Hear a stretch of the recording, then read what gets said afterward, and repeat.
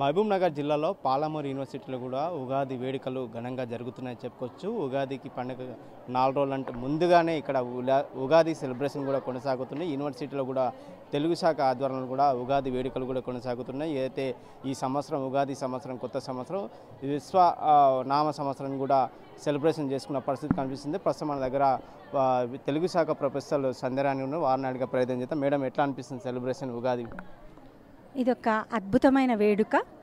తెలుగు శాఖ దీన్ని చాలా ఉత్సాహంగా సంబరాలతోనే జరుపుకున్నాం. మేము మా శాయశక్తుల వసంతాన్ని ఒక 4 రోజుల ముందే పాలమూరు యూనివర్సిటీకి తీసుకొచ్చినామని మేము అనుకుంటున్నాం.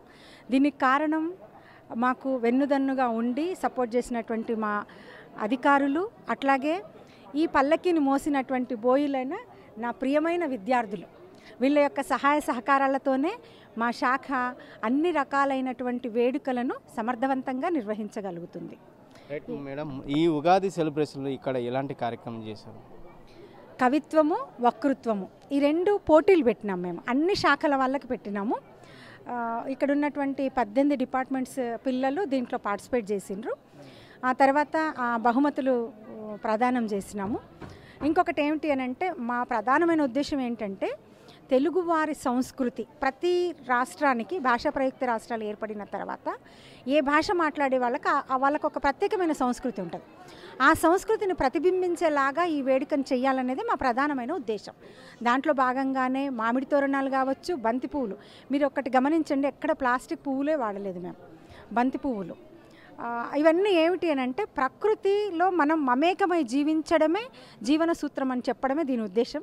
ఇంకొకటి, మేము షడ్రుచుల సమ్మేళనంగా మేము ఉగాది పచ్చడిని తయారు చేసినాము.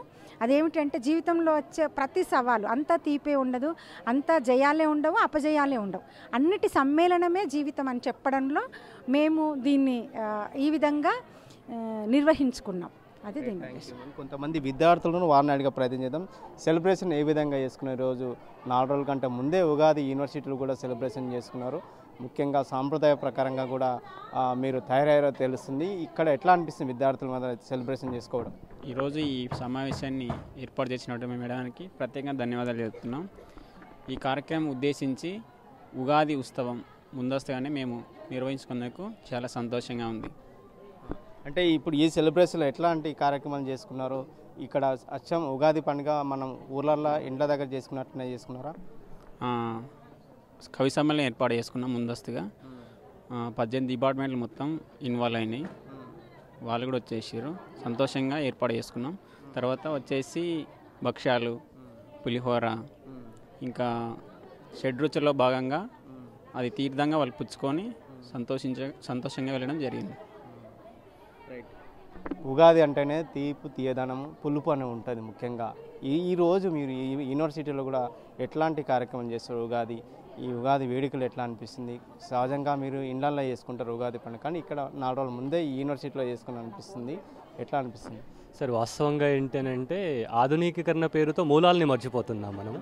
ఆ మూలాల్ని ఒక్కసారి గుర్తు చేసేటటువంటి ప్రయత్నంలో భాగంగానే ఇక్కడ ఈ విశ్వవిద్యాలయంలో ఈ విధంగా ఉగాది సంబరాలను ఒక 4 రోజుల ముందుగానే అందరూ కూడా ఒకసారి ఉగాది జరుపుకుంటే, మా అదృష్టం ఏంటంటే మేము 2 సార్లు జరుపుకోవడానికి వెసులుబాటు అనేటటువంటి కలిగింది. ఈ విశ్వవిద్యాలయంలో మేము ఈ విధంగా సంబరాలు జరపడం, వచ్చినటువంటి వక్తలు కూడా షడ్రుచుల సమ్మేళనమే జీవితం అనేటటువంటి దాని గురించి చాలా చక్కగా వివరించడం అయితేనేమి, రిజిస్టర్ సార్ మాట్లాడడం అయితేనేమి, ఇన్ఛార్జ్ రిజిస్టర్ సార్ మాట్లాడడం అయితేనేమి, తర్వాత వైస్ ఛాన్సలర్ గారు మాట్లాడడం అయితేనేమి, లక్ష్మణ్ సార్ గారు మాట్లాడడం అయితేనేమి, ప్రతి ఒక్క వక్త కూడా జీవితంలో ఎదురయ్యేటటువంటి ఆటుపోట్లకు సంబంధించినటువంటి వాటిని మన పండుగల్లో ప్రతిబింబిస్తుంది అనేటటువంటి ధోరణిలో వాళ్ళు చెప్పడం అనేటటువంటి జరిగింది.